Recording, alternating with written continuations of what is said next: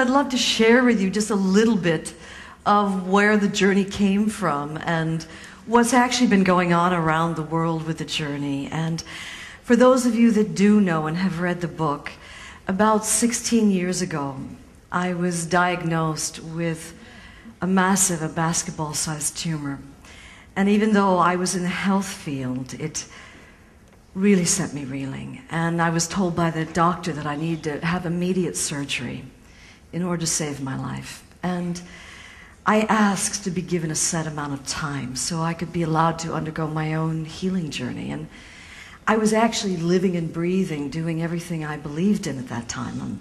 Organic, vegetarian food, and I'd moved from New York City and had a little cottage by the sea in Malibu, so breathing that fresh sea air every day, working out every day. And you know what, more important than any of those things is that I'd done a lot of work on myself and been meditating since I was 19 years old, gone through lots and lots of certifications and programs.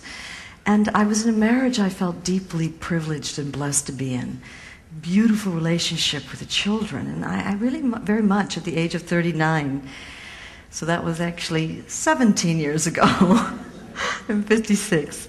At the age of 39, I really felt myself to be at a peak of myself and felt blessed in life. And you know, they always say to you that you get ill because you were stressed, but I didn't feel stressed. I felt privileged, and so it was quite a big wake-up call when this big tumor came.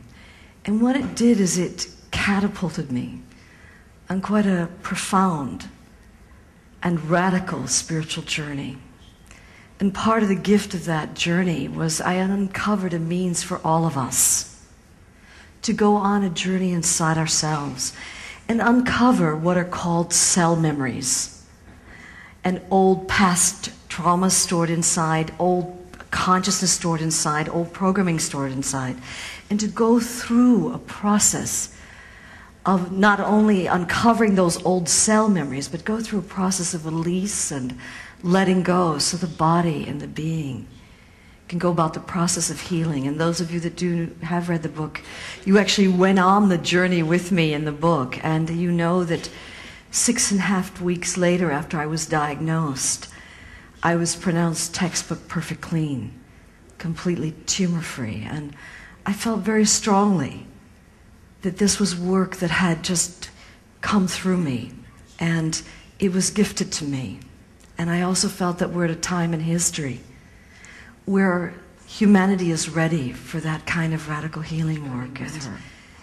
And what the journey does, and what science has found, is that when you feel a strong emotion and you repress it, and they find this in labs, it releases into your bloodstream a quantifiable biochemistry which will go to certain cell receptors and block them.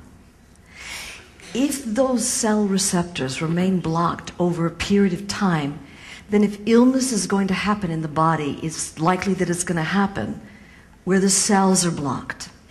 Conversely, what has also been found to be true is that when we feel our emotions openly and freely, like children do, and they watch this in a lab, our cell receptors remain open. And so with the journey, what you do is you actually go on a journey inside, and you actually go to specific cells that are blocked, and you end up uncovering the blocks there, the pain, the stored programming, the old consciousness, and you go through a process of release and letting go. You really get to the root cause of what put the surface issue in place. So I believe that no one can give you who you are. That it's not a process of adding in anything. It's a process of subtracting away the blocks, the lids, the lies, the limitations, and reopening into the boundless presence of our own soul. And so now, right now, the journey is being used in hospitals. We have prison projects. We work in ghettos in South Africa in unbelievable conditions. We work with children who've been orphaned by AIDS. And it doesn't seem to matter what your walk of life is, what your background is. Every person is capable of opening into the boundless presence of the infinite awareness that is your own soul, into the love and the peace and the joy inside. Every soul is capable of turning the flashlight on inside.